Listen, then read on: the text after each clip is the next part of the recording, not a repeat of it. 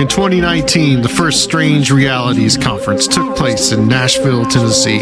The pandemic and turmoil the following year could not stop 2020's conference from thriving in cyberspace as a live streaming event. Now, for 2021, the third annual Strange Realities Conference will combine these worlds into a paranormal hybrid event, live in person in Nashville and streaming online.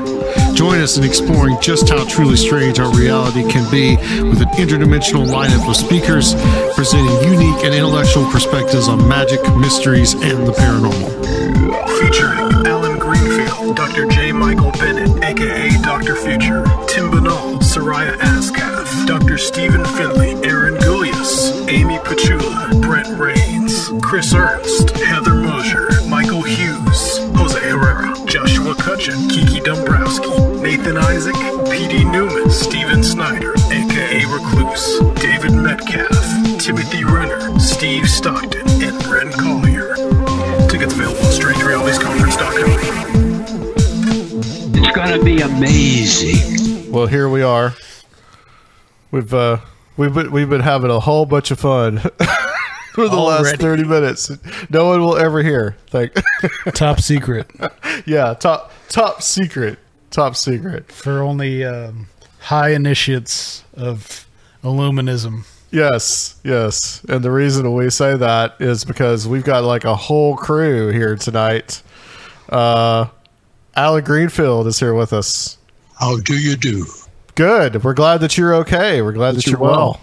Well, the angel of death came to me in the third hospital I was in, and it said, "It's going to be you or Jim Wasserman." And I thought for a few minutes, doo, doo, doo, doo, doo. And I said, "Take that, mofo." Okay, so he dead, I ain't. Doo, doo, doo, doo. He was my mortal enemy. I don't know if he still is, you know. I doubt that he goes to the same place. Well, we're glad that you're still here, Alan. Yes, sir. I can now freely and in public, because America has this weird law that if you're dead, you have no rights. So I know. It's weird how that works. A few months ago, I could have said Jim Wasserman is a fascist, and I would have gotten sued by his fraternal order of antiquated notions. But now that he's really dead, I can say, I took a picture of him once with the devil, and he's definitely a fascist because the devil was scared of him. He's gone, but his memory lingers on. My friend Craig Heimbicker, author of Blood on the Altar and other more sane books, no relation, so to speak. He had Jim Wasserman and I as the head of the international occult conspiracy to take over the world. How's that going, by the way? Well, I wrote him and I said, look, Wasserman and I can't stand to be in the same room together, much less in the conspiracy to rule the world. And I did convince him that although a shabby organization, the OHTRO, nevertheless, they couldn't lead a Boy Scout demonstration on a burlesque house. They're just not, they're not there, you know, and they're in declining health in a way that I never was. So, actually, Craig got convinced, and in his subsequent book, which was mostly on Freemasonry, what was it called? It was a really good book about the history of secret societies, so-called. He said, free Illuminism is the coming thing in occult circles because you don't have to pay anything or attend all of those goddamn meetings. And I thought, yeah, that's it. And we've got Stephanie Quick. Hello. Hello, Stephanie. So how you guys doing? Actually, what am I saying? See, this is, I don't know why I'm so discombobulated today, but probably listening to all this Alan weaving various spells. We've been serenaded several times as well during all of this. talking behind the scenes. But yeah, so I just had a very discombobulated day. I had a premonition of a poor plant in my front yard that I've been trying to keep alive, but got finally assassinated after multiple attempts by our gardener yesterday. This cute little plant. Oh well. But yeah, so I don't know. So anyway, as I've taken away, it seems like Adam, you and Surfriel are doing pretty well. Yeah, we're doing great. Things are going well, and we've got Olav Phillips. Greetings and salutations. How's it going? It's going okay. I am not quite as discombobulated, but I was a tad discombobulated to go along with the theme. But yes, doing well. Good. And the reason that we've got all three of you here. Olaf, you're now publishing Alan's books, as we talked about before. Yes, that's absolutely correct. Stephanie, you've been on a lot of shows with Alan, and you kind of got included in on the email exchange, and it was like, why don't you just join us? So, but also Alan is going to be with us at Strange Realities this year in Nashville in 2021. And Olaf, you're actually going to be hanging out with us too. So you're going to actually be hanging around. You're not going to be speaking, but you're going to be, I guess, getting Alan where he needs to be and hanging out with us. Yes, I'll be hanging out with you, and I'll be gophering for the Grandmaster Alan Greenfield. Yes. I'm not all that grand, but. And master? No. We don't have masters in free illumination. No, masters in stinking free illumination. I remember. We have facilitators. I remember now. Grand. I'll be assisting the grand facilitator, Alan Greenfield. Yes. You'll be facilitating for the grand facilitator. Yes, I'll be sub-facilitating for the grand facilitator. I'll just do some sub-facilitating. Facilitation, I guess. I'll tell you a secret about conferences in person that will be lost if they are always COVIDed out online. Over the many decades that I have participated in outre conferences, I have rarely heard any speakers or been in the room while they were speaking.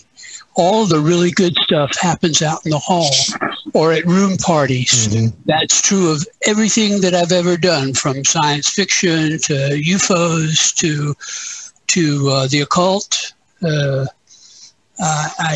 only speech I ever attended in the 5 years I was a guest speaker at the OTO back in the days when I was one of their fair-haired boys and not the vicious, evil Alan Greenfield. The only talk I ever attended was my own. The rest of the time I was having absinthe parties with all of the wrong people. I mean, right people, and all of the dissenters and the occasional grandmaster. And, it was like that. That's true, though. The good stuff always happens in the hallways, at the bar, in the restaurant, in a room party. That's where you really discuss things and figure stuff out. I once had a near fist fight with Charlie Hickson at a bar at a convention that I don't even remember. Oh, yeah, it was one that was put on by MUFON and APRO, now gone, and NICAP, now gone. And Dr. Hynek, well, he's gone too, but... Well, MUFON will be gone soon, I think. Well, probably not, because there's a lot of bad stuff going on, but there's some of their local branches are not like that. I mean, used to be. That's true.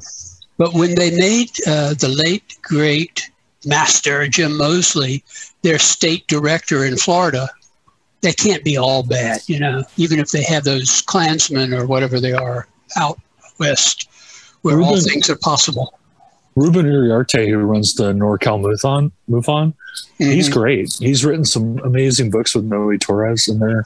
No, it's they've got a good operation. It's just MUFON in general I have a strong urging dislike of MUFON as a former member. Is it John Ventry like running for governor of Pennsylvania or something? Didn't I see something like that? I don't know. Yeah, I think he's running for the governor of Pennsylvania. On the white people's ticket, or Yeah, something like that, right? Yeah, well, Probably. go white people, go back to Europe and enjoy. I don't know. For me, it really started when I found out, how they treat the states. Like, you have to pay your dues twice because they don't give any money to the states. They just pocket it all. And then there was the whole thing with like the Star Team and Robert Bigelow, and the fact that even as an inactive member, they sold my contact information, thankfully outdated, to Bigelow Aerospace, which handed it off to the DoD. I didn't really appreciate that. Well, you should use the immortal words, "I'll sue." And it was too late. No, it's not too late, because they can take things back. You see, they can say, "Oh, we terribly sorry. It was just a fluke. One of our white supremacist members was afraid the Jews would replace us, so we wanted to bring in some Scandinavian people." And doesn't know that all the real Scandinavian people are in Minnesota, so there's nothing but Laplanders, and they're not happy with Minnesota. My boss, one of the companies I worked for, my boss was Swedish, and he saw my name and he says, "Oh, are you Swedish?" I said, "Yeah," and he was like, I don't know, 5'6", and I'm 6'3.5", and I was like, I have a question for you. He goes, "Okay." I said, I went to Sweden, I went to Stockholm and around Sweden. And I said, why was everybody short? And he said, well, all the larger people that you would associate with Sweden, they were the lumberjacks and the carpenters and, the tradespeople, they all left and went to Minnesota. So everybody left behind was the people living in the cities, and they tended to be smaller, like shorter, I thought that was fascinating, but apparently in Sweden, that's what they teach you in school, is that all the big Swedish people like me, we all left. They lost their lumberjacks? Yeah, they did, actually, quite literally. Yeah. And what's funny is if you go to Sweden, like I drove through Sweden, right? If you go through Sweden, like it looks exactly like Minnesota. It's like a carbon copy. You can't tell the difference. Olaf, you're a lumberjack and you're okay. I am. I am a lumberjack. Yes, I've got my plaid on. Well, Olaf, that as far as places on Earth mimicking places that the people have immigrated to, we have, of course, here in California, we have French Gulch and that area of the Gold Country, which is very similar to the part of France that it comes from, which is a very mountainous and rocky. I'm forgetting the exact part. But then also Mendocino has that real, looks just like Maine. That's why they shot Murder, She Wrote there, because it's supposed to be a cute, small New England town, which is what it looks like. They shot that in Mendocino? I did not know that. Yeah, the outside shots. Because it has all this great Victoriana from the time of again, the gold rush and stuff. And then they have these very dramatic sheer cliffs on the side of the ocean. So it's very much like a lot of like a Maine coastline or something like that. So yeah. Not very occulty, but fascinating. We should talk about that. I found out belatedly that Pet Cemetery 2, I think it was the externals for the actual Pet Cemetery was Mount Arabia. There are parts of Mount Arabia, not the part that we use for magical workings, but parts of it that really look weird. I mean, the whole place is kind of weird. So that's where they shot the externals for that movie. And I'm not going to really mention that my son Alex has a new movie coming out that is a major motion picture, and it's called Lullaby, and it's very occult, and you should see it whenever it comes out. It was cool. It's in post-production, so should be soon. Well, Alan, I wanted to ask you about Tim Beckley. His recent passing. I just thought to maybe get some like your recollections of him. And the last year I was trying to get both of you guys on, and had Brent Rains. You missed us by just a little bit, but that's when I was getting sick, I think. And yeah, I think that you and he were like really great friends, and I just thought you'd talk a little bit about your relationship with him. Tim was my oldest friend. in both senses of the word. We go back to the early 1960s, and there is a vanishing group of people, Gene Steinberg and Dave Halpern and Tim Beckley and Rick Hilberg and myself, that we were part of what was then known as the teen ufology movement. And we had many wonderful adventures together, mostly after midnight in Central Park in New York. So there was that night where we were flipping switchblades and singing Cool Cool from West Side Story. But I did Tim's program any number of times, and happily I got, just before I took ill, that sounds like I'm mentally. This was a physical ailment, and I'm back.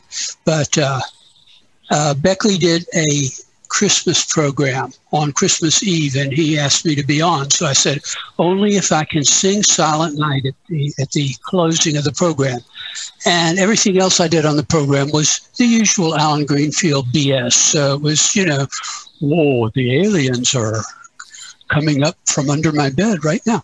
But I did a absolutely straight version of Silent Night, which I learned in public school, which in the South hung in there with all kinds of New Testament-y things. But I was glad to be able to do that, because Tim, for all of his hype and Mr. UFO and Mr. Creepo, was an absolutely sincere person, and a bit like Andy Warhol, who he also knew. He was absolutely straight up at core. I only know two people like that were into, flamboyance. The other one was Gray Barker, but really were quite devout in their personal lives. And Tim was a great person. I was totally shocked. I lost several. One was one of our local steadfast, Tao Aron, who I had consecrated, who moved to Asheville and died. He was like 35.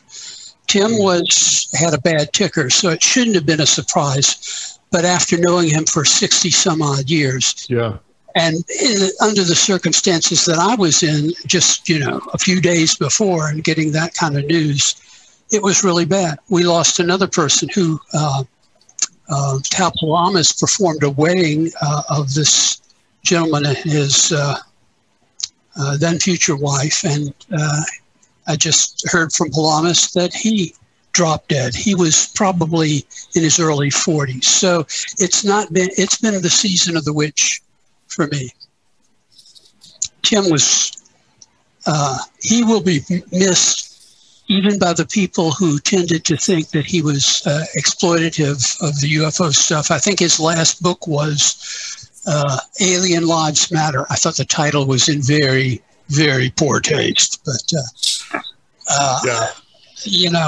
other than that, he was very funny and very generous to everyone who knew him, and people who didn't know him were the ones who were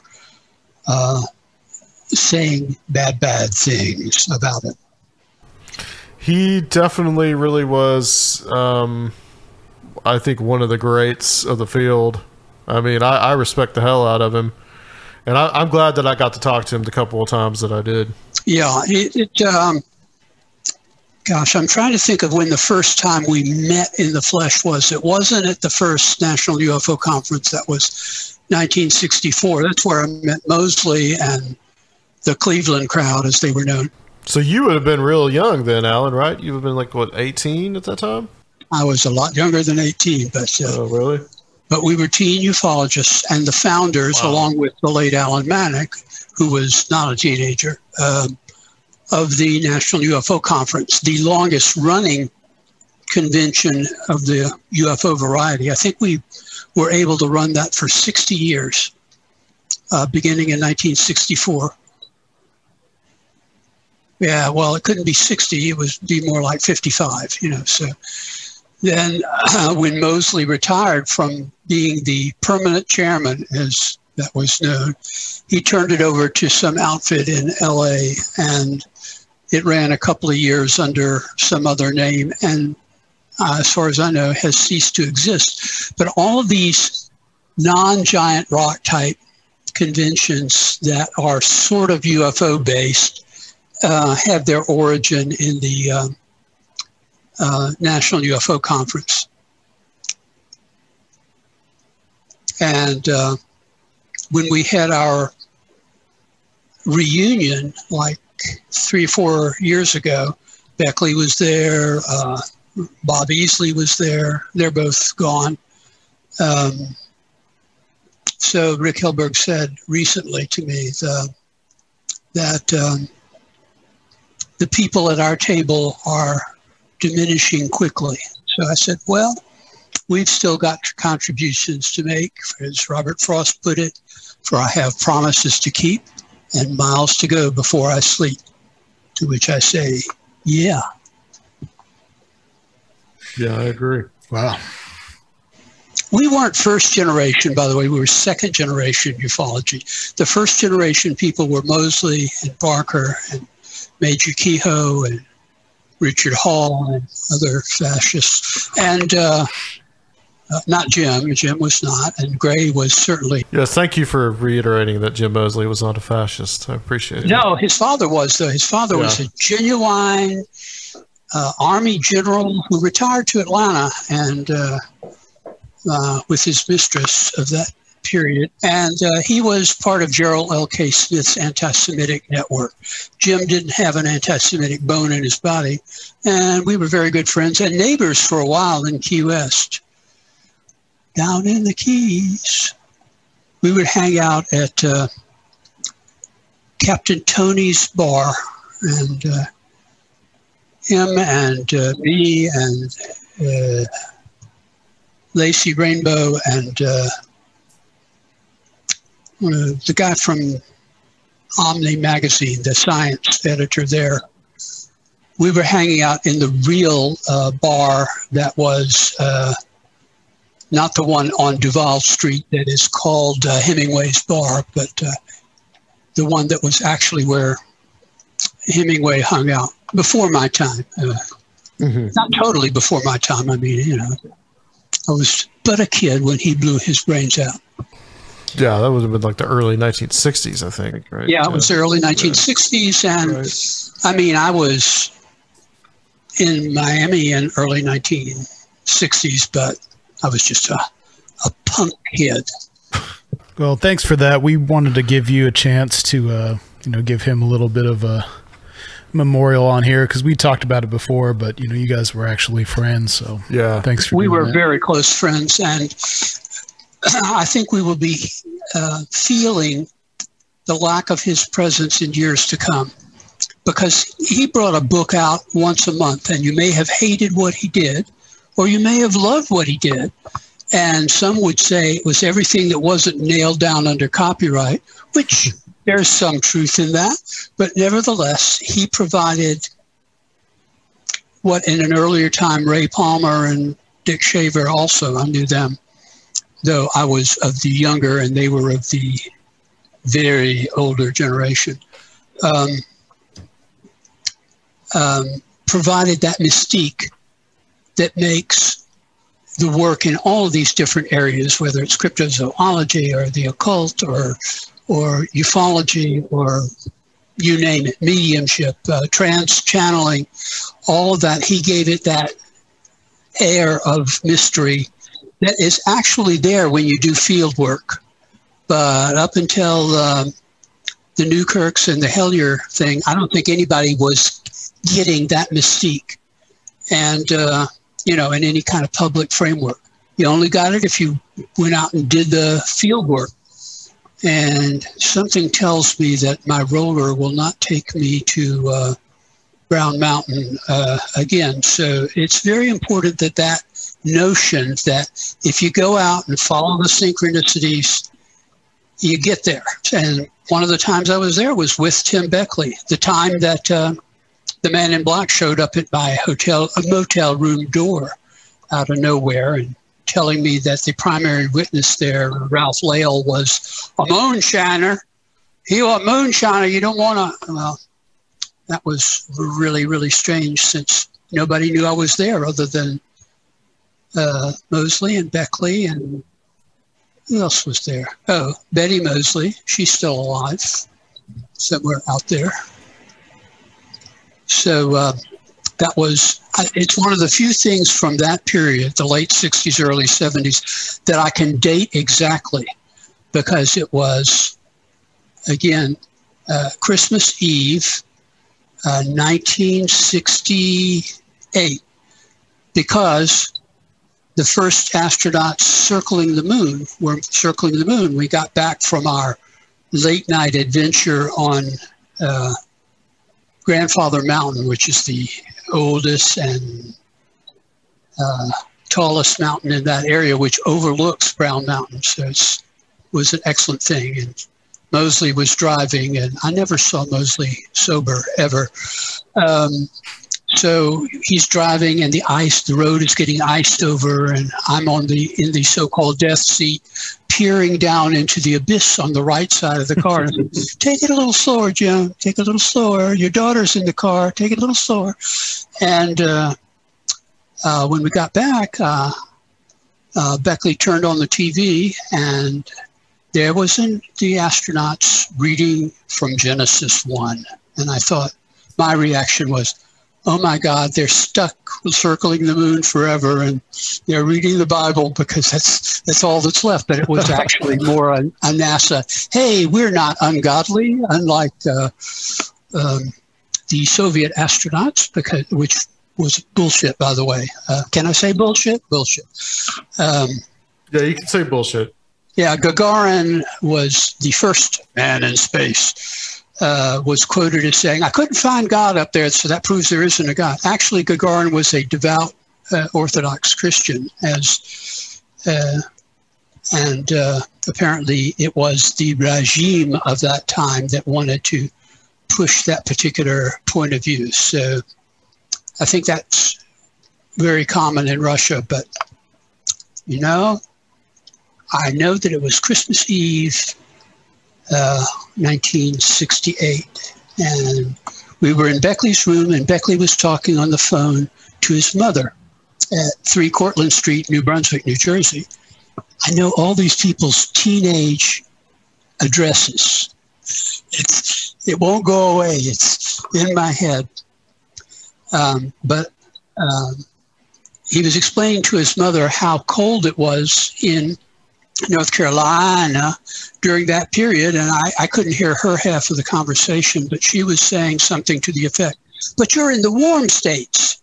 And Beckley said, we're in the warm states, but it's the cold season. And it was bitter cold enough for the icy roads to imperil our lives. But there we go. I had many adventures with Beckley. You guys would meet up many, many times at conferences and all kinds of things, like through the years, right? Well, a lot of what we did, was at the conferences, but a lot of what we did was my annual New Year's Eve visit to New York. And we had many famous people that were in one way or another involved in that. Stan Lee, John Keel showed up after Mosley had been, in those days, long distance calls were not part of your package. They were very expensioso.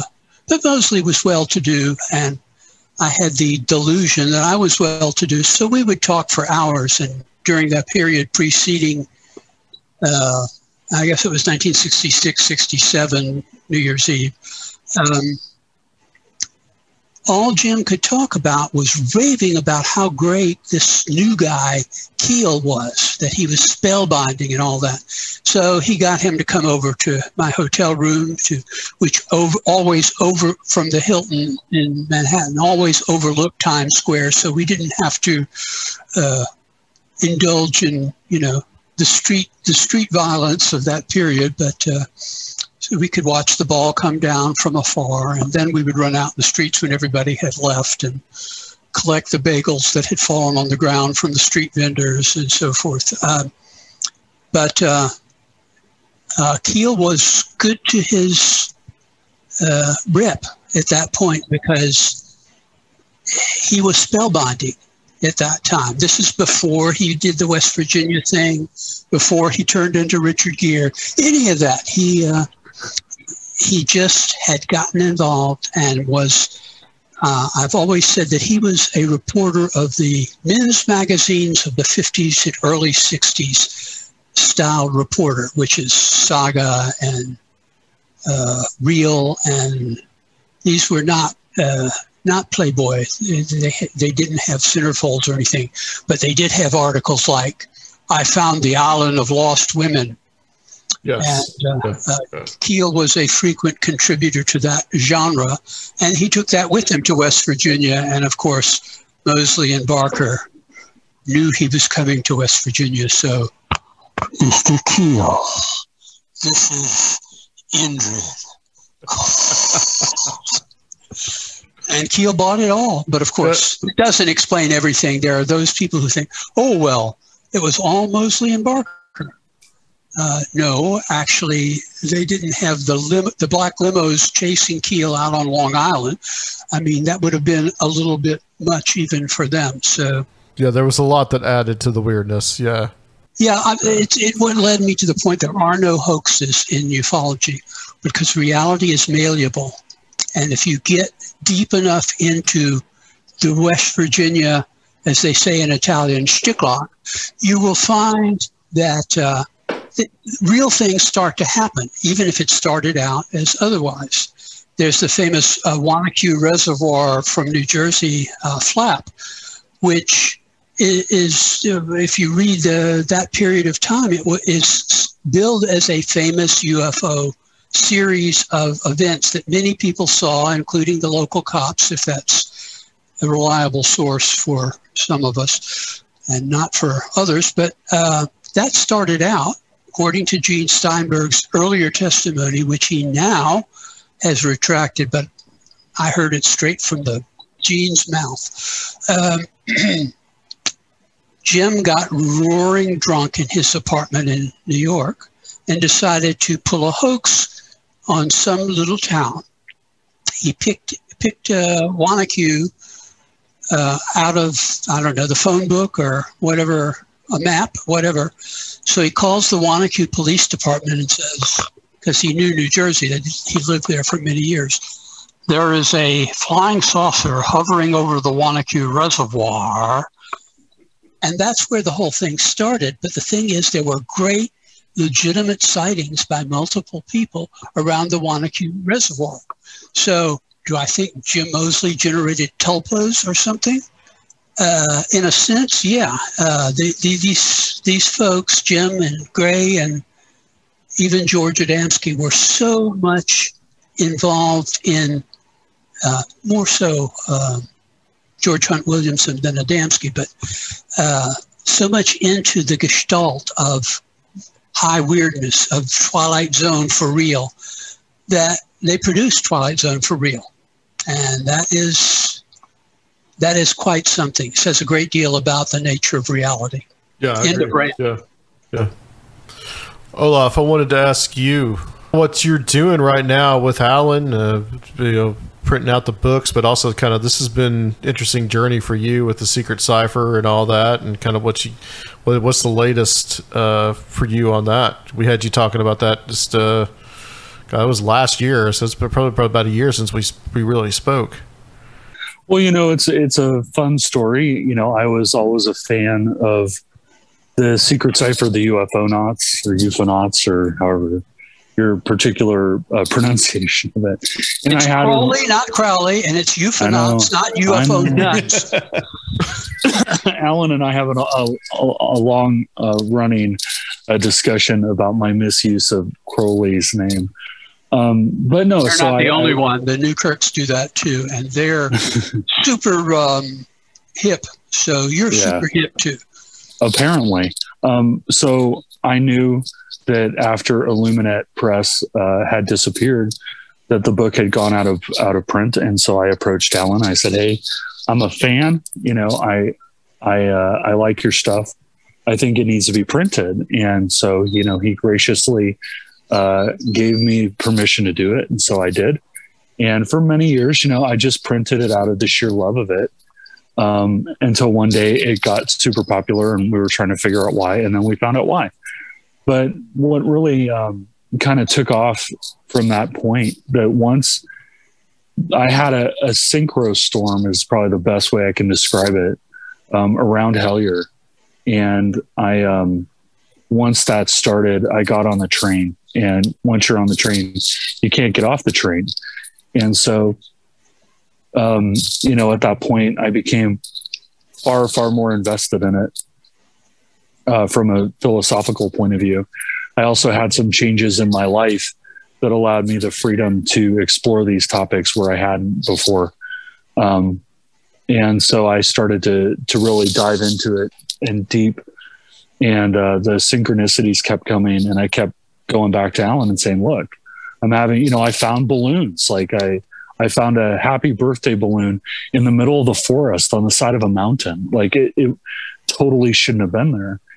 And I didn't know who else to call. And so I called Alan. I said, look, I'm experiencing these things. And he's like, you've got to follow the synchronicities. So I started to follow the synchronicities. And, at this point I'm in a super deep. I get them all the time. In fact, over the last couple of days, 93 has been chasing me, big time. So I figure I'm on the right trajectory because I'm seeing the signs. But, Alan was gracious enough to start to explain to me the philosophical parts of it, and to start to really kind of do a brain dump on how these things work and what to do. And, I started to embrace the Secret Cipher far more and really learn how it functioned. And in the meantime, some of these books, they kept popping up and, in a very synchronistic way. And I would go to Alan. I said, well, you know what? This book is really out of print. I mean, it's hard to find, what do you think? And he's like, if you can find it, we'll publish it. In fact, we were having a conversation one night. We actually talk quite routinely about not just the cult stuff and free illuminism and magic and that kind of thing, but we just talk about things in general. And one night he told me, he said, back in the day, I published, he'll correct me, I'm sure, I screwed something up. Not published. I'm sorry, printed. He printed this. That's true. He printed this book back in the day, and it was, he only printed a few of them, and it was really hard. 93 copies. And he was, he's like, I'm like, well, we should print that. We should put it out there because of the subject matter and the high weirdness of it. I wanted to read it. I read this stuff. It's not just I print it, I publish it, I read it, And so I'm fascinated by it, and I'm trying to learn so that I can become more powerful, stronger in that world. And so he said, well, I'll tell you what, if you can find a copy, you can publish it. I said, okay. And so I scoured and scoured and scoured. I tried to buy it. Like I couldn't even buy it, and eventually it's called, well, I'll let Alan tell you about the book, but I eventually found it on a website where somebody had gotten one of the 93 copies and scanned it in. And from that, I was able to reconstruct the book. And so wait a minute, there were 93 copies. Yeah, there were 93 copies. Of course. Right. And delivered to high initiates. I didn't sell it. It was free of charge, and I hand delivered all 93 copies. Well, 91. One was to my mother, and one was my own copy. So long lost, I must say. What did your mother think, Alan? My mother was used to my deal, and she was, let me put it this way. My mother read every smutty novel if it said unexpurgated, and of course she left them lying around. So I read Henry Miller when I was like 10, Story of O when I was 12, Story of O again when I was 14, 15, 16. It was my kind of town, Chicago. And so she was fine with all this stuff. My father was clueless about it, but he was supportive. I really was fortunate. I was blessed with parents who were very tolerant of my eccentricities and interests. eccentricities are my interest, but I mean, it goes back to as far as I can think. I have this vivid memory of my father reading the headline from a newspaper. Again, this is one I know the date of. It was approximate date was July 1952. We were in Miami, and my father said, you know, these flying saucers have been seen over the Pentagon and over the White House. And such antennas as my 6-year-old, 5-year-old had perked up, and I went, tell me about it, Daddy, because that rang a chime with me that far back. So I guess maybe it was that baby stroller I fell out of. My mother, I don't remember that, but my mother said I fell out of a baby stroller and hit my head. So anyway, you know, we've been tracking, the Grail Within is the book, and it was very hard to find it. And I synchronistically stumbled across it. It took a long time for me to reconstruct it, and I was able to publish it. And then we've been going through and finding other books that Alan has written and trying to get those out as well. I'm currently working on a book called Saucers and Sorcerers, editing it and getting it put together. And that's very much a book about everything that Alan just kind of talked about. You know, it's about back in the golden age, you know, and what he was doing. And it talks about the Ohio, you know, group or the Cincinnati group and the various people. And I'm working with Rick Hellberg, who, you know, Alan was talking about, to get more photos so we can put a lot of photos in there. And it talks about that kind of golden age. And, you know, we just reprinted The Complete Rite of Memphis. And I'm working on, you know, his book about the, gosh, I'm drawing a blank right now, the Hermetic Brotherhood of Light. We're putting that back out. Good, because I'm having a hard time finding that. Yeah, we're it was published by a Swedish publishing house that no longer exists. Looking Glass, was that what they're called? Yeah, Looking Glass. Yeah, and so I don't know how many were in print, but it was gobbled up long ago. So the only way to get it before Olav got a hold of it was pay a lot of money. Yeah, pay a lot of money that I don't get any royalties on. And unlike some of the people that I've worked with, Olav is religious about paying royalties. And absolutely, I must say, since Hellier, we've done very well. He's done very well for him. I've done very well for me. But also, it's very gratifying to have stuff that has been in the shadows out in, you know, as I put it, I used to be almost obscure. Now I'm almost famous. You know, and it's exciting. You know, once it was the shocking first episode of Hellier where I saw the Secret Cipher of the UFOnauts on my TV, and I was like, oh my God, I published that book. But, you know, it's been very gratifying to me too, you know, with Alan, you know, kind of being able to go on that journey with him, because now people really do use it. I mean, we have a web version of the Secret Cipher that you can use very easily, you know, and people use it. And, you know, I've taught people how to use it, and I've used it for people. I've tried to push the envelope of what you can do with it. You know, there have been times where I've been experimenting with it, and I went back to Alan. I said, hey, I got it to do this. And Alan's like, oh, I didn't know it could do that. You know, and in fact, it led to a discovery that I made of another cipher that exists. It was actually, I used the Secret Cipher structure to find another cipher, and then I confirmed the existence of the other cipher using the Secret Cipher, which you really shouldn't be able to do. That I was able to get the Secret Cipher to put out information about this other cipher that I found, and that was crazy. And eventually, you know, it gave me some very interesting insights.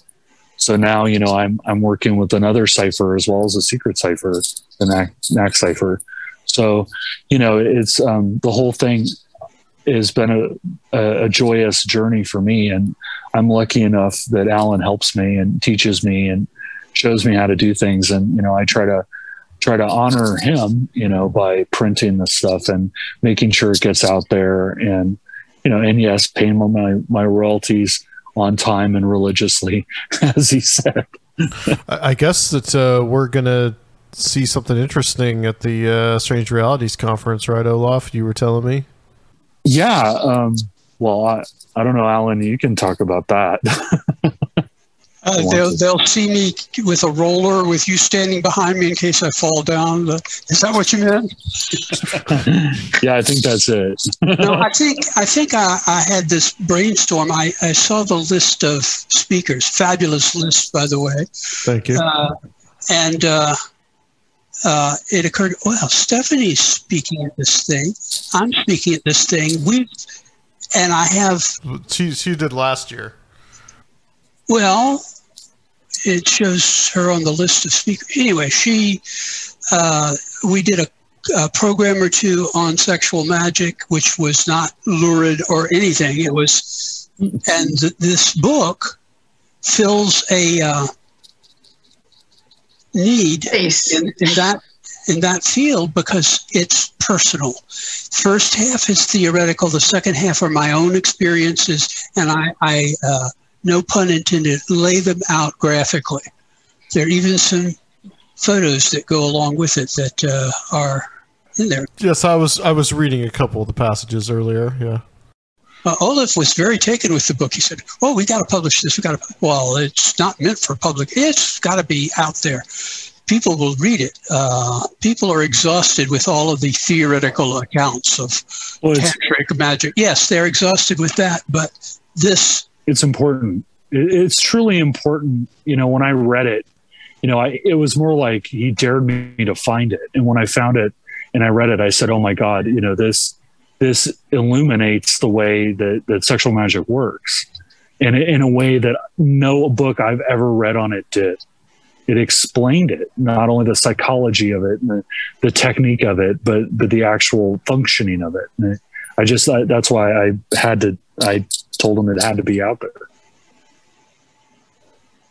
There's one observation. I haven't even looked at this book in over a decade, because when it was printed, I got a call from the U.S. Grand Master of that club I used to be a part of saying, "Oh, thank you for this book." Well, he didn't talk like that. He said, "Thank you for the book. I now understand the inner secret of sexual magic much better than I did before." And I was flattered, but I thought and didn't say, "What's wrong with this picture?" This is one of the two people in the first 10 years, the other being his wife, of the existence of the reign of Hymenaeus the Third, whatever he is, and that have made it to the ultimate degree in that particular organization, which is the secrets of sexual magic.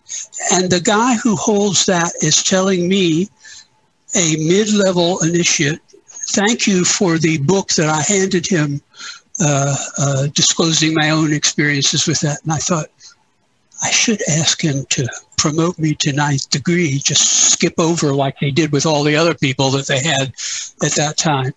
And I was really flattered by that, but I knew that was the case, because it isn't just their secret. It's the secret of P.B. Randolph's Brotherhood of Euless, the Hermetic Brotherhood of Light, of which I am a legitimate claimant to, in that the family of the last frontal chief gave me permission to carry on that work, and I do. The only other book that talks about personal experience in any kind of candid way, not counting Crowley's drug-induced rants back in the day, was Lewis Culling, who wrote this little book that almost nobody in the occult cares for, but I read it and I went, wow, this guy actually talks about what went on with him. Quaint though it is, it nevertheless tells it the way he experienced it, not the way that theoretically it can be experienced. And so I wrote this basically as a tribute to Culling. I think it was originally even dedicated to him, long deceased, I believe, as far as I know. And I wanted to talk about the theoretical stuff, mainly arguing that it isn't a secret. But I wanted to talk about what I had experienced myself. And as I put it, the only thing that has stuck out in my mind, that has stuck with me, I said, there was a 20-year period, approximately, a golden era when sexuality without consequences was possible between the pill and AIDS. That's 1960 to 1980 sometime. And, early 80s. Yeah, early 80s. And during that period, it was possible to do almost anything in experimentation and not get burned by it or not wind up dead because of it. Before that, it was not possible. The principal barrier was pregnancy. After that, it was AIDS. And by the time the air had cleared, I think people were more conservative about sexuality, and maybe rightly so, but they were missing what the experience of that golden era was, and perhaps could have continued to be. It wasn't just AIDS, it was AIDS and Ronald Reagan. You're giving me a flashback, Alan. It's not fun. Well, when you get to be my age, it's a lot of stories from back then. No, it was funny what you were talking about with the whole kind of much more conservative attitude towards sex. For me, the 60s, and because I graduated from high school in 1980, so the 60s and the 70s were not. I think some parts of that really, for like young women, it was a lot easier to access birth control, or if you needed to have an abortion or something, it was a lot more available than it was, than it is these days. There's a lot more providers and stuff. So that was another thing for women where it wasn't, like you said, just the overweening concern with pregnancy. But, so we grew up at this time and, things were pretty free and easy. It was the disco era, punk was starting, a lot of clubbing and stuff. And so people were a lot less, worried about sex. I mean, you don't want to be like, super promiscuous or slutty or whatever most people thought, but, it wasn't such a huge, awful thing. And then, when AIDS really started to get so horrible, and Ronald Reagan and his administration was just not even addressing the issue, Surgeon General Koop finally basically ignored Reagan and came out and gave people some information. But, it was really awful to see. There's just a ton of people died, and it was, young people horribly. But after that, it was weird. Like in the 90s, I have like younger coworkers, who'd be like in their early 20s, and they were like very kind of puritanical and kind of have this very kind of a, sex, it's a real scary, awful thing, because at that point, it could kill you from this it was. Yeah. I'm a product of that. I mean, I graduated in 93. Yeah. And by the time but it was not, I don't know that it was puritanical. It just, for the most part, it was off the table because you were brought up through the 80s into the 90s being so scared of it. That although you wanted to do it, and and it was supposed to be this fantastic experience, beautiful experience, but never do it. Yeah. Right. You're so scared that you're gonna, because by that point, they had elevated STDs to the same level, and it was like those stories of people getting STDs, and it was, it was pure fear mongering. Yeah. So I can tell you what it was like in that part of it for sure. And it was not cool. Yeah, because you're exactly of that kind of generation of people that I was kind of, I'd be like just more relaxed about it. And that you could see there was this uptick. But like you're saying, it's just because you were raised in this atmosphere. And a lot of it was fear mongering, but then there was at the core, an awful disease that killed a lot of people way too young. Yeah, Olaf, I graduated a couple years after you did. And yeah, it was the same kind of attitudes, especially in the South. It varied according to locale. my second wife, Lacey Rainbow, as she was known later, told me that she was a high school class of 1979, but out in the southern boondocks at Sprayberry High School and in Marietta, Georgia.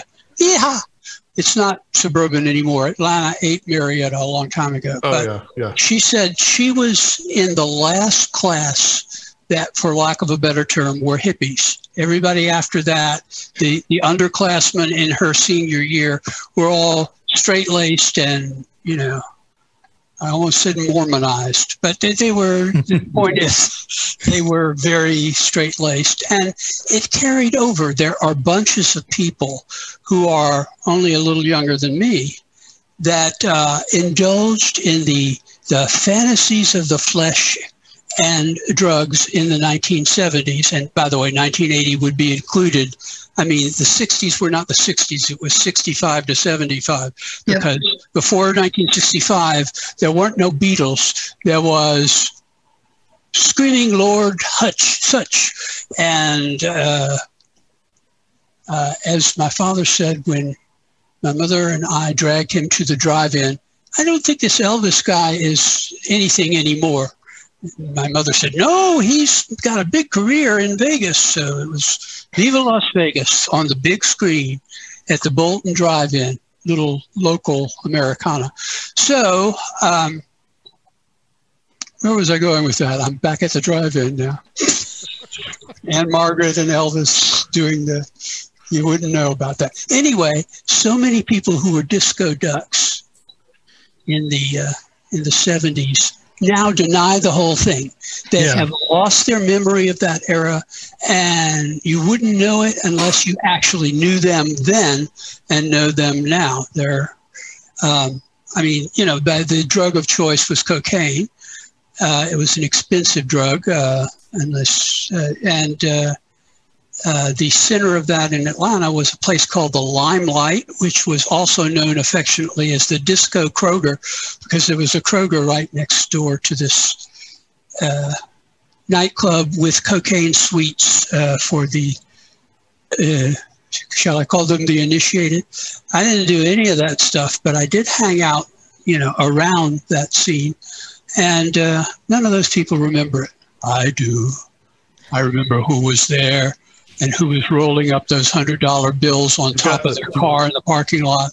And I'm going to name names, and they're going to be very sorry. Yeah.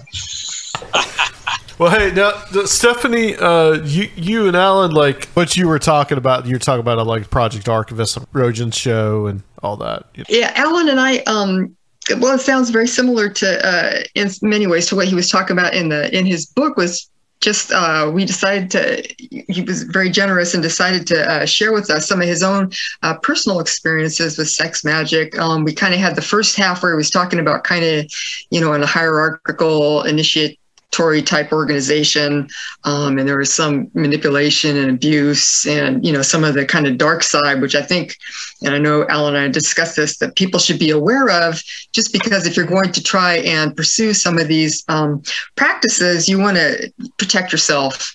And part of that is knowing about some of the skeeviness that can happen. But then the latter half was really nice because he talked about sex magic ritual that he and his girlfriend at the time devised together for the purpose of getting Alan a more congenial job. None of us are getting any younger, and it was starting to wear on him physically. So there was a job that he wanted to get that would be like an office job, pay more money, that type of thing. And so they devised this whole kind of sex magical ritual, basically using holding out from orgasm for a long time to induce a trance state, and having this, you know, you'd have Alan would be like the seer or the visionary.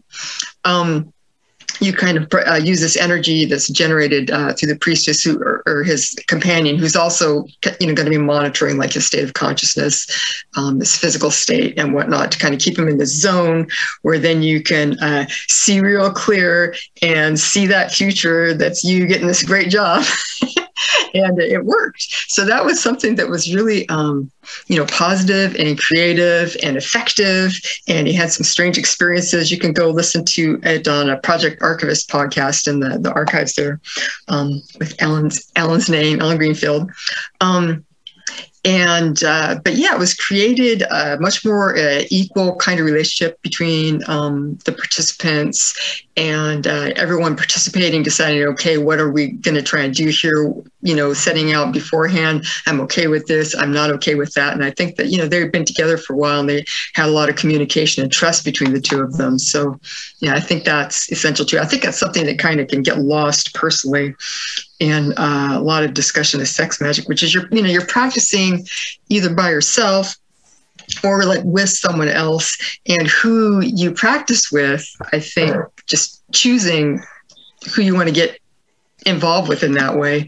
Same as with any other type of like magical or initiatory practice. You want to consider if this is the right person for you, if this is the right type of relationship to have. I've been listening to Ben Jaffe a lot recently, who has studied sexual tantra in Tibetan Buddhist lay householder practitioners, Nakpas. But he was talking on this podcast called Guru Viking about the whole dynamic between trying to choose an appropriate partner to work with. And he talked about something that I thought was a fun phenomenon I never heard of before, called Dakini refusal, which is when the guy, the lama or the monk or whatever, makes his play to some woman and says, hey, you want to do this sexual tantra together? And she's just like, I'm not feeling it. This is why. Just, basically gets to say yes or no. And that's also a magical maneuver, right? Can be, yeah. Yeah.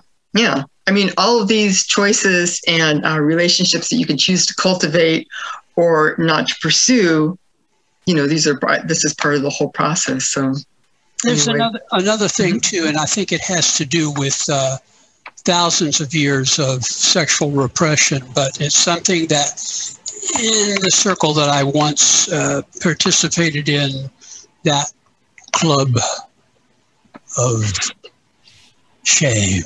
The club of infamy. Infamy. No, that would be is that the Japan same as, on Pearl Harbor. They really weren't into the Waikiki.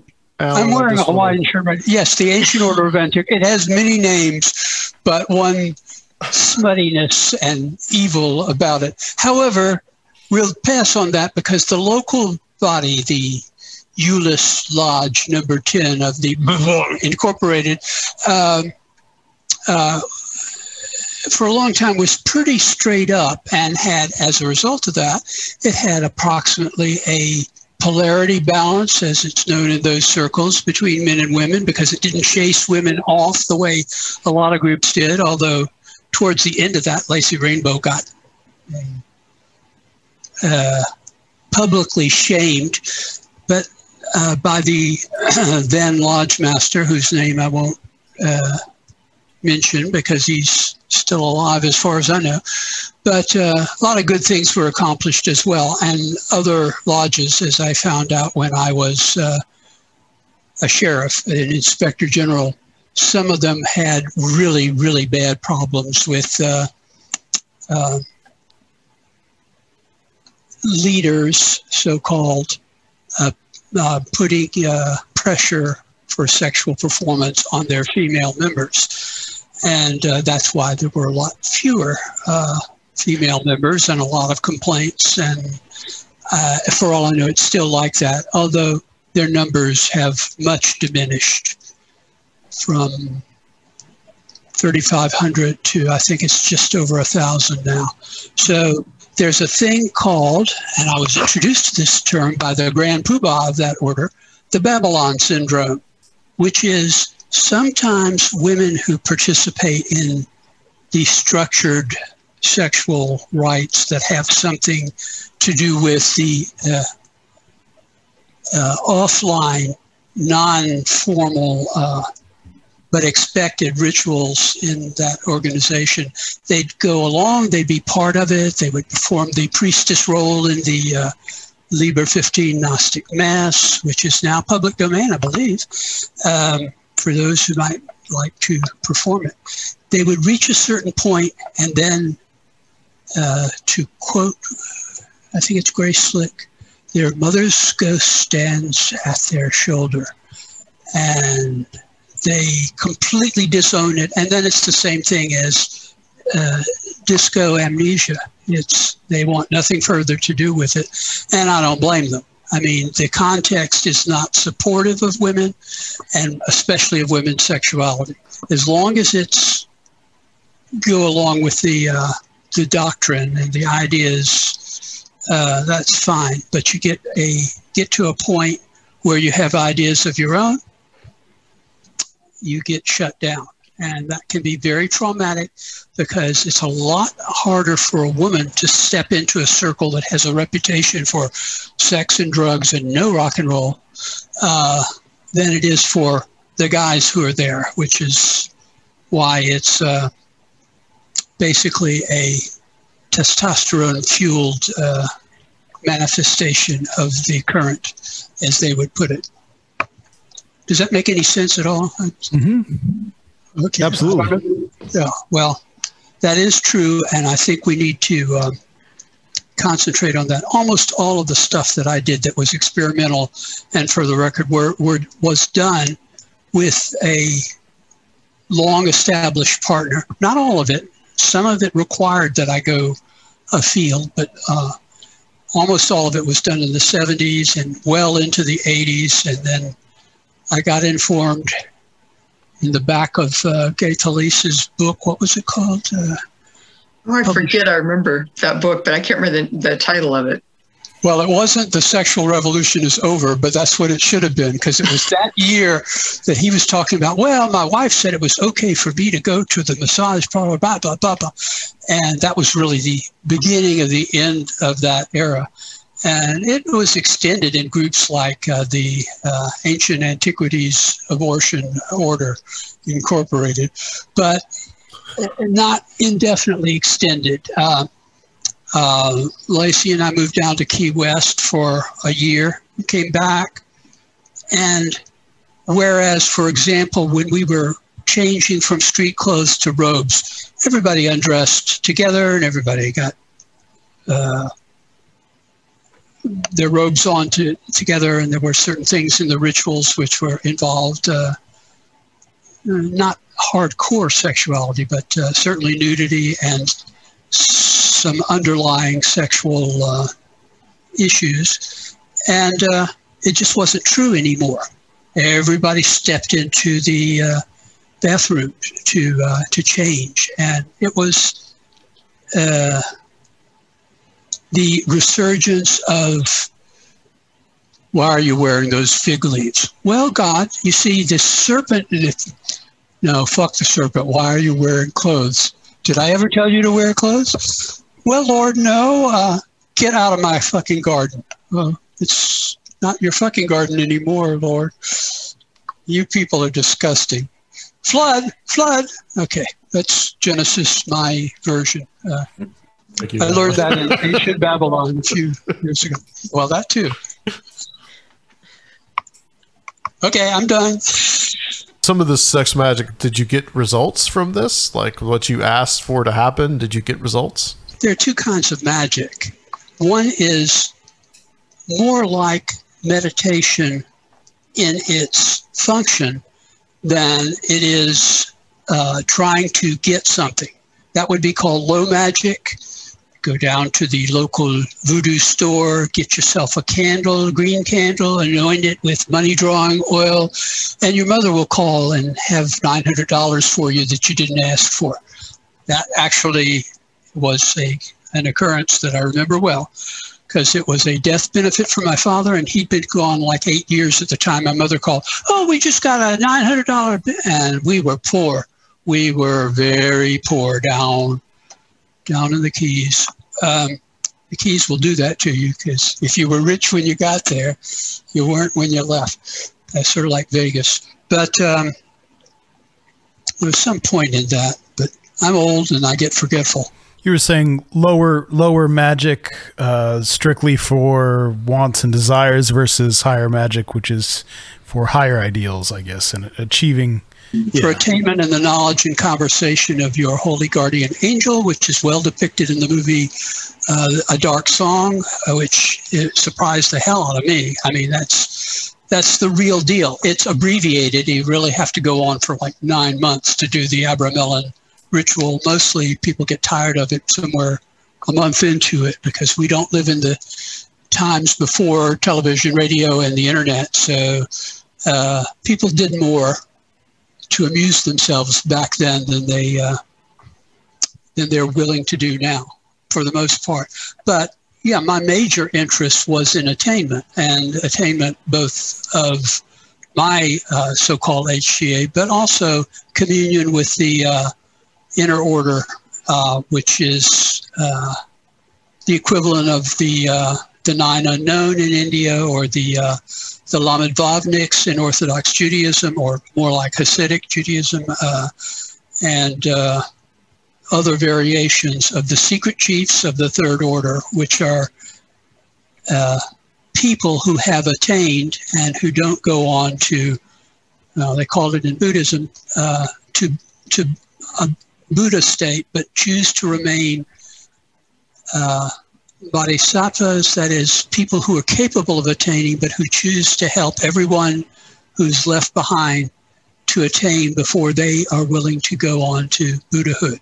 Translated into Western terms, that means once you have reached a point of attainment, you don't cross the great abyss, you help others across.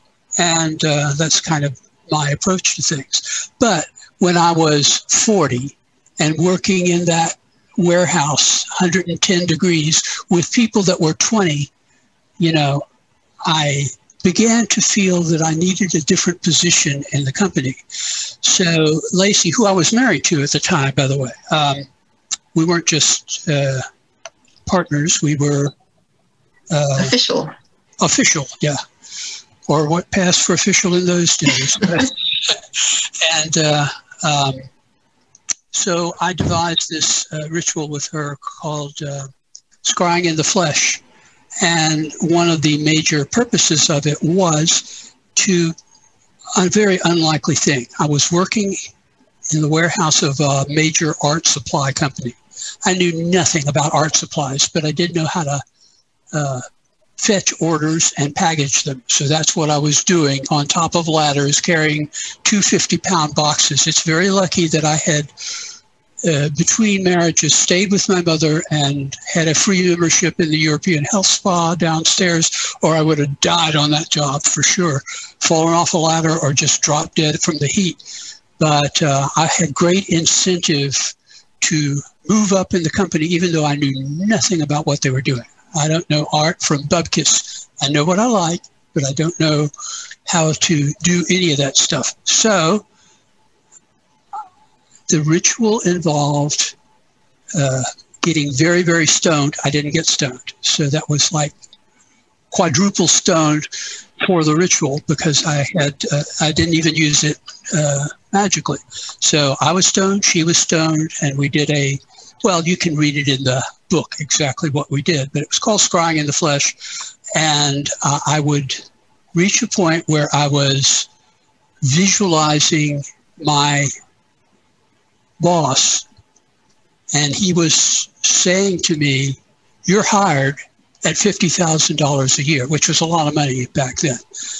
Well, it's still a lot of money by my standards, but it would be more like 150 at this point. And his son, one of the owners of the company, I'm sitting at 6:30 at night waiting for the bus to take me home with my back aching, sitting on the ground, and the boss's son drives by me in his Lincoln, and he stops cold, leans out the window and says, "Hey, Alan, how would you like to be a purchasing agent?"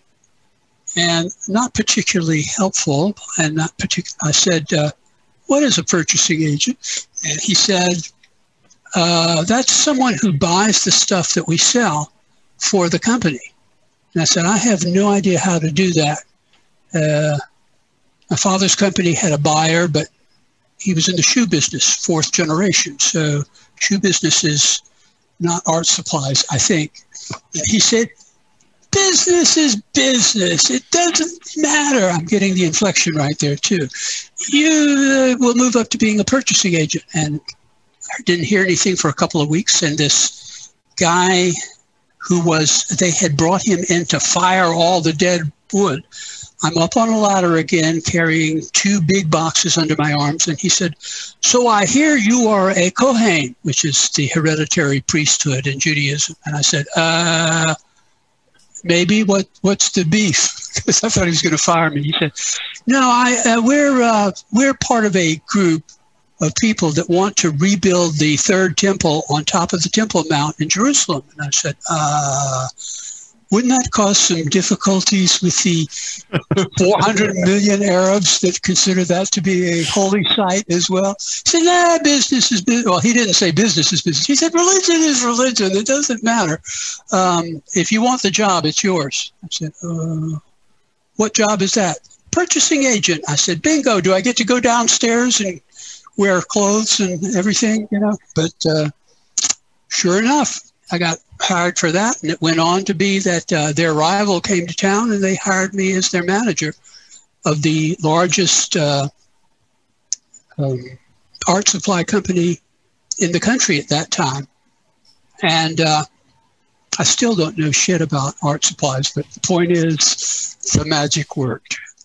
Yeah. Nice. That's nice. Yeah. Well, what are some other forms or methods of sex magic that you talk about in this book, The Grail Within? Well, I have left for people to read the book because I'm no fool, no siree. I want to live to be 103. That's from the Musketeers, actually. But I didn't tell you everything about that particular process because it does involve slow ESO, what was then known in a very popular 70s book called Extended Sexual Orgasm. And that was incorporated into the rituals so as to enrich the visionary experience. There were others too. I wound up under the tutelage of a shaman somewhere in the jungle of well, probably in Brazil, but that's a meaningless term out in the Amazon jungle. We're not talking about the Jeff Bezos Amazon. We're talking about the real Amazon. He can just fly off into space as far as I'm concerned. But, he will, a couple of days. Richard Branson beat him to it. So yeah, that's, he beat him in a space plane. We'll see. I think the future is in rocketry, but and I keep singing the songs from the Jefferson Starship about stealing a starship, but don't quote me on that. This is just a secret between you and me, the audience, and the people in St. Petersburg, Russia, that are probably listening in even as we speak. And I don't mean when we're taping. I mean when we're taping, not when it's actually out there in podcast land. What was I saying? Oh, yes. So there were other instances, and they are described in the book, some of them. One was my stumbling upon a Oriental sex magic cult. I think that's a fair. When I was in grad school and postgraduate studies at the University of Arizona, there was one good rock and roll club in Tucson. And right next door, in the basement of the place next door, I found this Oriental sex magic cult. And really, I was only a witness there, but they let me come in and see their priestess do a very similar thing to the scrying in the flesh thing. And she started saying things to me personally. It was sort of like mediumship, and I had never had any contact with them before. They didn't know me from Adam. And nevertheless, she nailed it even while she was having an orgasm. It was an interesting experience. Years later, I saw that Kenneth Grant had encountered in London a similar or the same cult, which seems to be more out of the Chinese Tong tradition than out of anything more recent in China. So it's probably an expat tradition or out of Taiwan rather than out of the brainwashed mainland China of today. So, I mean, there's more, and the how-tos are in there, but get the book, because formerly you couldn't get the book. What you would get is the books about the theoretical aspects, and right. I wanted to bring it home. Yeah, it's a lot more down to earth and less veiled than where you're going to find similar material for sure. And it keeps that notation in it that about the 20-year golden period, because we ain't in that golden period now, and a certain amount of prudent precaution is not prudish precaution at this point. So I hope that has some influence, and that it helps people to learn the hows and whys and whats of sexual magic. I don't think anybody has seen anything exactly like it. Even some of the stuff that Crowley did a century ago. So, and also he was very exploitative of both men and women that he had relations with. That is wrong, and it carries karma with it that will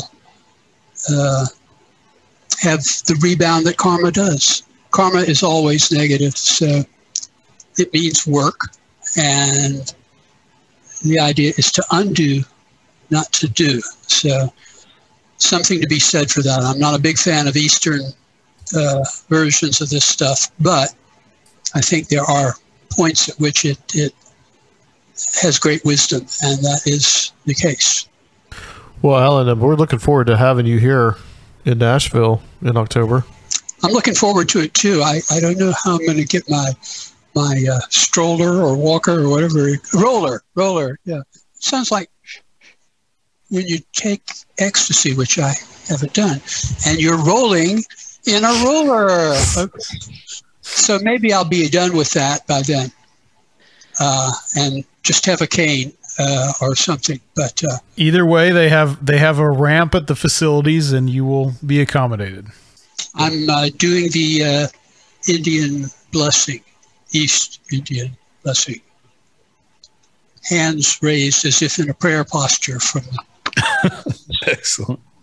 Yeah, don't worry about that. We'll make sure it's taken care of. Maybe if I lose a few more pounds, you can carry me, Olaf. Well, I can carry you now. Don't worry about it. Olaf he's a lumberjack. He can carry it. It'll be like Quetzalcoatl. He sleeps all day.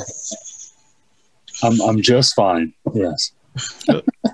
Any idea what you might be talking about? No, it's like this program or any other program that I do. I don't like to know what they're about in advance. I get up, I see the people, or I imagine that I see the people, and I channel. Well, there is something that I've been wanting to talk to you about, Alan, if you're comfortable with it. You talk a lot about the secret chiefs of the Third Order and the, I guess what would be called the White Lodge, or beings who are trying to help humanity and help individuals. But what about the other side and the Black Lodge and these forces that a lot of really dark people have aligned themselves to, and in particular the speculations about the fascists? Can you elaborate on that at all? Some of that is mythic, but the Black Lodge is a real thing. I mean, there's this whole thing about the Nazis and UFOs and UFO beings and the Vril Society and the women of the Vril, which is sort of like the women of Palm Beach or something in one of those magazines or something. They don't exist. As far as I know, they never have existed, but there's a neo-Nazi group in Germany. And in Germany, they have to be careful because Nazism is illegal in Germany. I think they looked at the crumbling ruins of their civilization and, so to speak, had a come to Jesus moment, and they in the case of the current chancellor, a literal come to Jesus moment. And they, so that stuff has to be under a layer or two of mythos. And unfortunately, there is a large group of people, heaven knows, I did an episode of, what was it called? UFO nonsense. No, that wasn't what it was called. Ancient Aliens? No, before Ancient Aliens, UFO hunters, where they implied that I was on a Lufthansa jet to Germany to see the Glock, the Bell. It was I've never been in Germany. It was not a Lufthansa jet, and I wasn't on a jet. I was at space camp where they were interviewing me about Nazi UFOs, and I said what I regard as the truth, which is they seem to have hit on the idea, as indeed the United States did later, of circular aircraft having an ideal aeroform, but they had no idea how to power these things. And my suggestion is the real McCoy comes from other planes of existence, not other planets as such, and that they're powered by something equivalent to orgone energy, which gets us back to sexual magic. Mm-hmm. And they never had a clue about that. So you've seen pictures of these UFO-shaped things with propellers on them that were, as far as I know, they never flew. And the Nazis put their last energies into jet aircraft and V-2 rockets, not into flying saucers. But the real society was a real society. I don't know that they had any female members. They brought in a medium to their meetings, and the medium would contact the, very much like trans-channelers more recently, they'd contact the aliens, whatever the aliens were, ancient or otherwise, and speak in tongues or something or other like that. But in terms of that having a great significance in the history of ufology, I pretty much doubt anything that has been on the History Channel since they stopped running documentary films on World War II. When they ran out of those, in came the flying saucers and the ghost hunters and the hunt hunters, and, you know, the usual gang of idiots, as they used to say in Mad Magazine. But beyond the UFO phenomenon, you do believe in the existence of...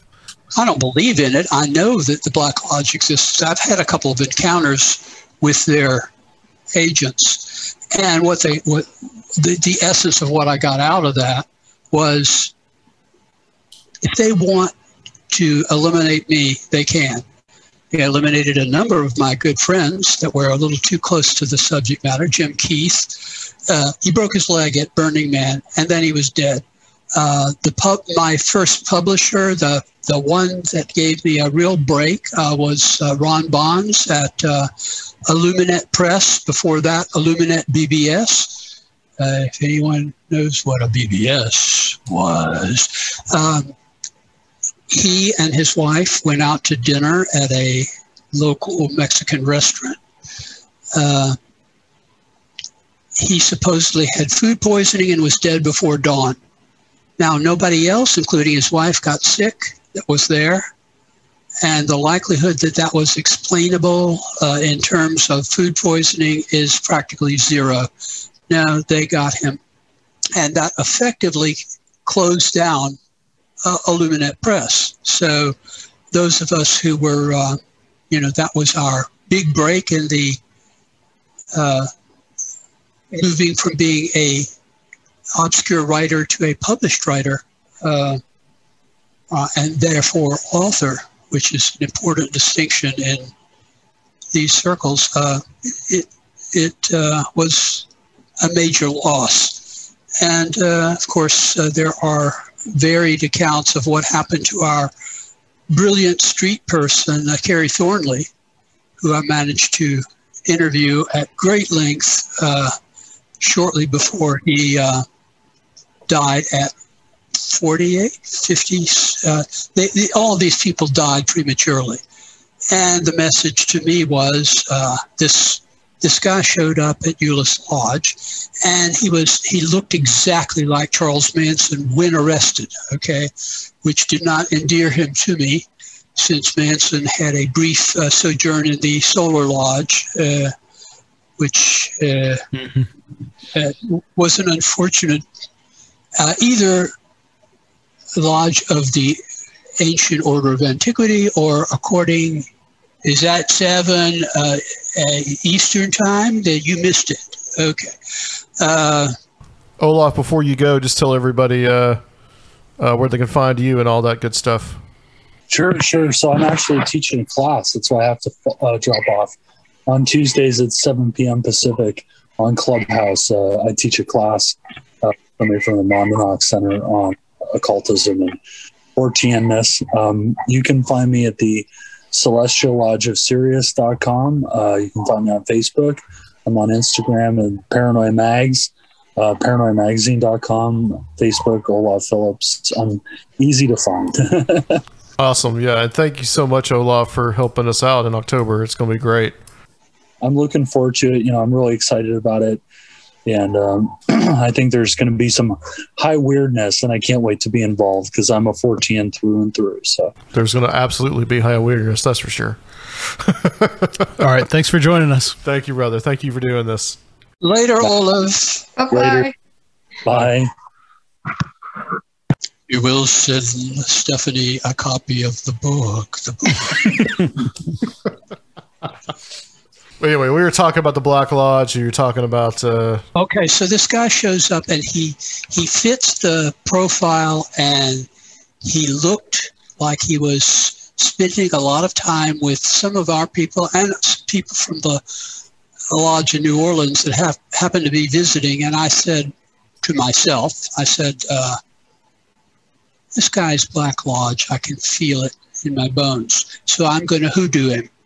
So I started saying things to him, such as I am prone to say to people that are undeserving of breathing my air.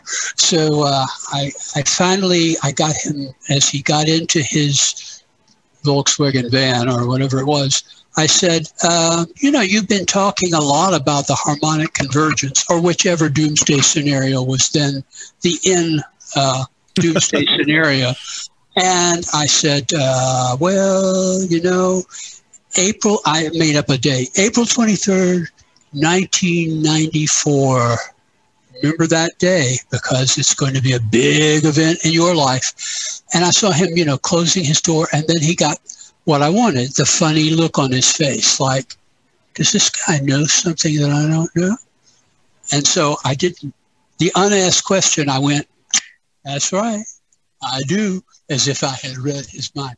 I worked for Psychic Friends for 5 years. You get a call from a woman in the middle of the night, and you either hear disco music, in which case she's a stripper, or you hear boom, boom, in which case she's a nurse, and you don't have to be psychic to say, so I hear you're in the healthcare profession. How did you know that? It's a gift from God, lady. Did somebody fall out of their chair? I've always wanted to make somebody fall out of their chair. Okay. So this guy was, to the extent that he could be, freaked. And I was satisfied that I had done a good deed for the what used to be called the Great White Brotherhood, although that sounds too much like the Klan. So I've taken to using other terms like secret chiefs and what do the Theosophists call them? Same people. The Ascended Masters. Yes. Yeah, the Ascended Master. I'm an Ascended Master. You're an Ascended Master. All God chillin' are Ascended Masters. So I'm not done. The sequel was the local group of the Ancient Antiquated Order decided to go to the Spiral Gathering, I think it was called back then. That was the neo-pagan gathering that, although not a neo-pagan, I had a great deal to do with creating. not realizing that I was putting a bug in the ear of one of the founders of it. We need to have an outdoor festival in Georgia for all of the people that are into all this groovy stuff. That'll date it right there. So we went out there, and aside from, what's his name, the head of the Golden Fraud, I mean, Golden Dawn, not the Greek fascist group, just the, anyway, so he was telling Lacey, oh, have you gone through the Star Sapphire ritual there? You know, that's going to be hard for you to do. And I said, I don't think anywhere in the ritualarium of this group there is any such ritual, but maybe he knows something that I don't know, but probably not. He's BSing you. So 2 or 3 days in, we were bunked together in this bunkhouse, bunkie, and that same guy that I had put the hoodoo on is there and sponsoring a contest to clean up Arabia Mountain, my power spot, and not very common knowledge. I mean, Mount Arabia, people that lived in the adjacent towns didn't know it existed. And you'd have to go out there to see why that is the case. It basically, centuries of silt coming off of the mountain has caused it to have a ring of trees around it, which are much bigger than the view you would have. So there are lots of people who don't even know it's there.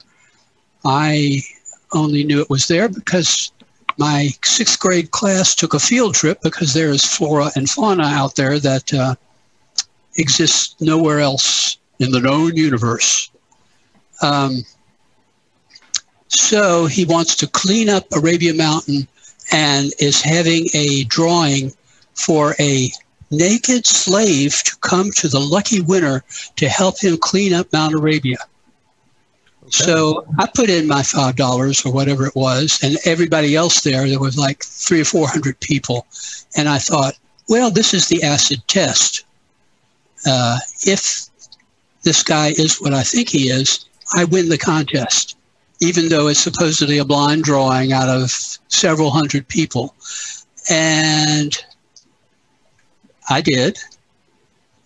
I won the contest, and the supposed slave, actually a member of a upstate New York Sex Magick group, showed up at the door of Naked as a Jaybird for serving breakfast. I gave it all to the other members of the lodge because it was not my deal, and I really didn't want to have truck with the Black Lodge.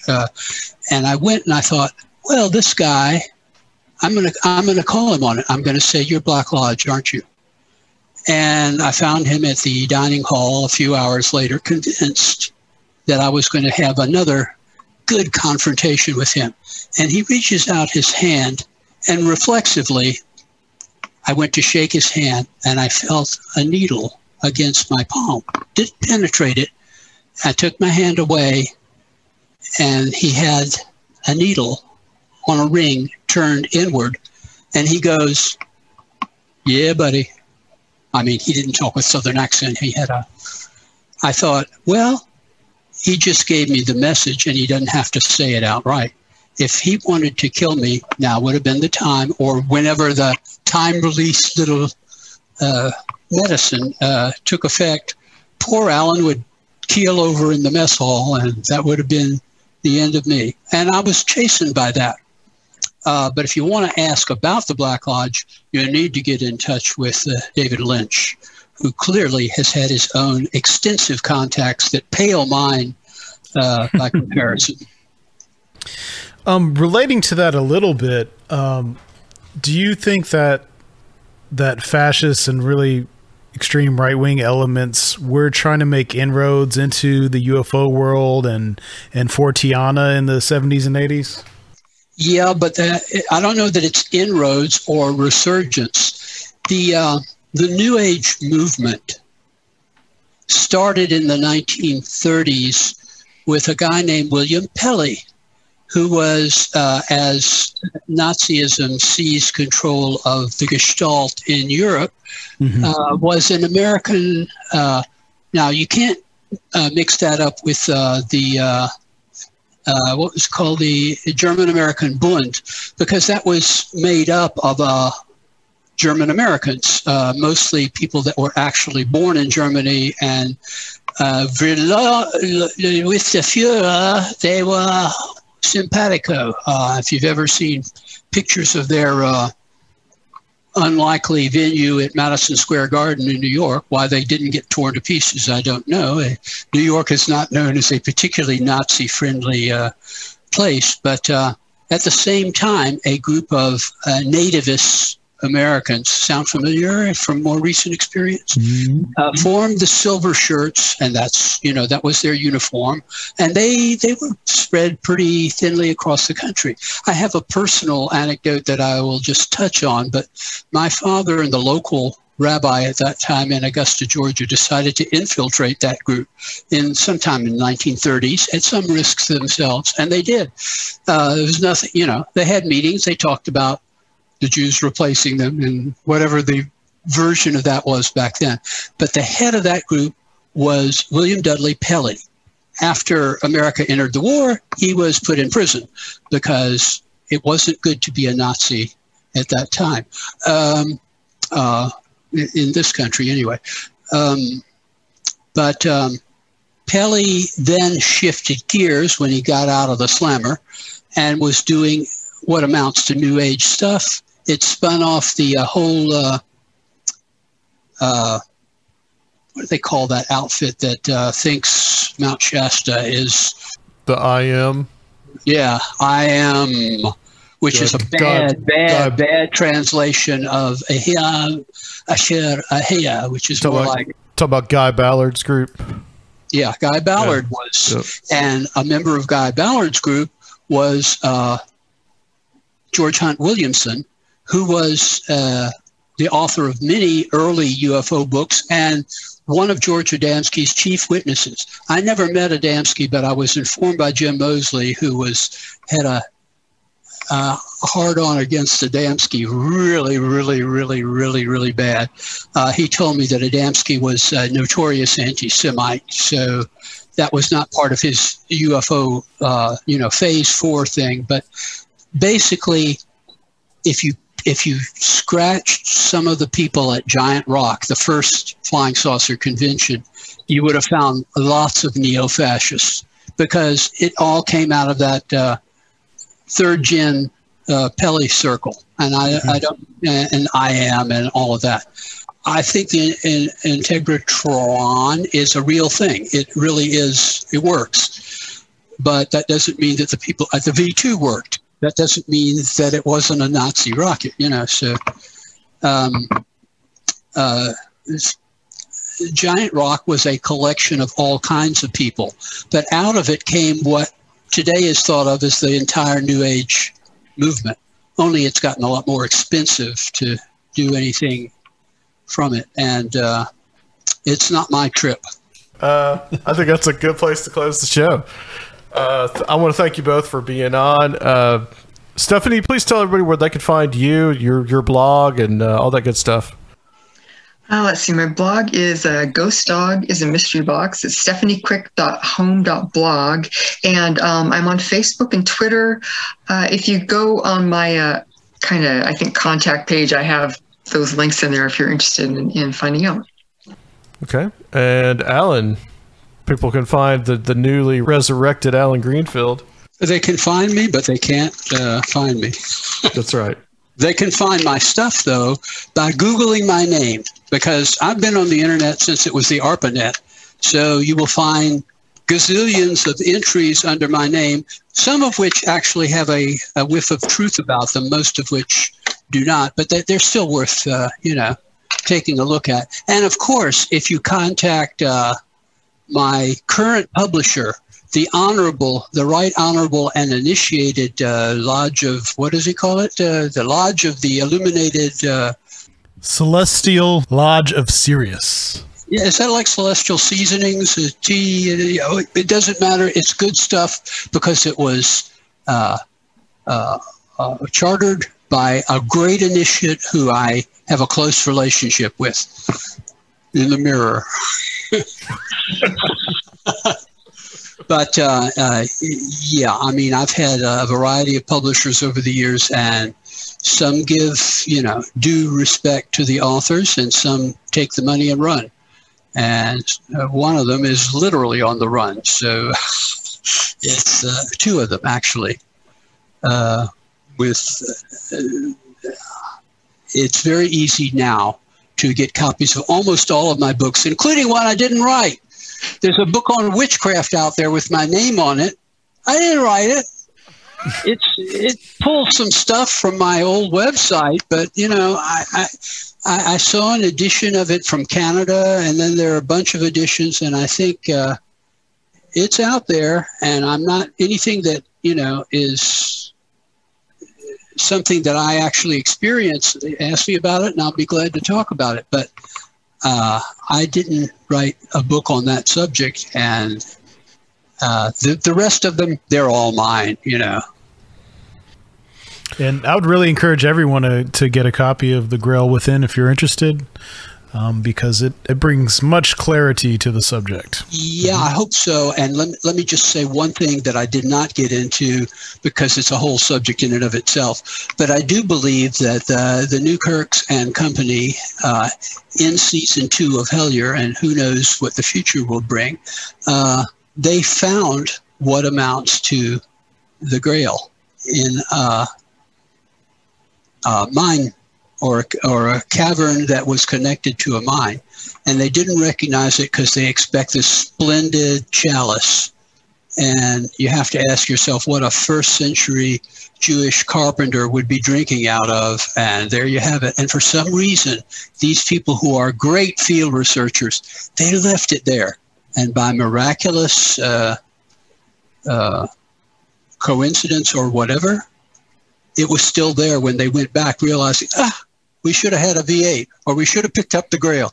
So I got back to them and showed them actual first century Grails made of the same substance, tin, which is what sent Joseph of Arimathea to England. He was a tradesman, and he went to Glastonbury, and that just above Glastonbury was where the most ancient tin mines in the world were located. So there's a definite connection there. Tried to show it to them, and they'll do with it as they will. That'll be the whole of their next synchronicity, if they but listen to the old man and his dog. Oof. All right, cool. And Alan, you're going to be here with us in Nashville in October, and we're looking forward to that. In the flesh, barring the unforeseen. In the flesh, yes. And guys, tickets are available for Strange Realities. It is $70 to come here to Nashville, spend 3 days with us and with Alan Greenfield and the rest of the crew. And it is $30 if you want to watch online. So we have those options available. And we also... It's going to be amazing. Yes, it will be amazing. You will see... You're going to see some shit, that's for sure.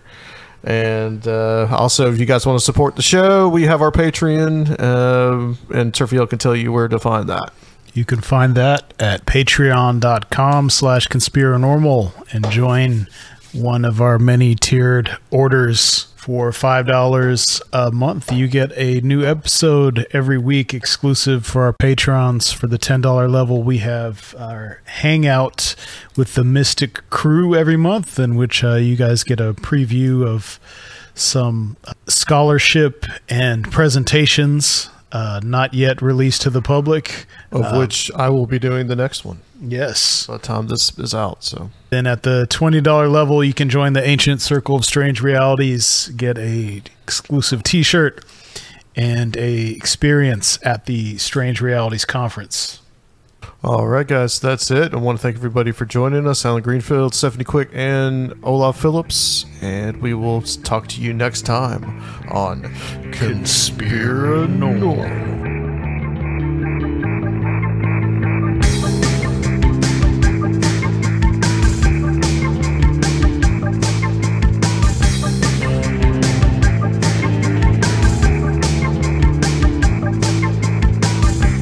you would like to help the show, please consider becoming a Patreon at www.patreon.com/Conspirinormal, or leave a one-time donation at Conspirinormal.com. And please check out our YouTube channel, Conspirinormal Podcast.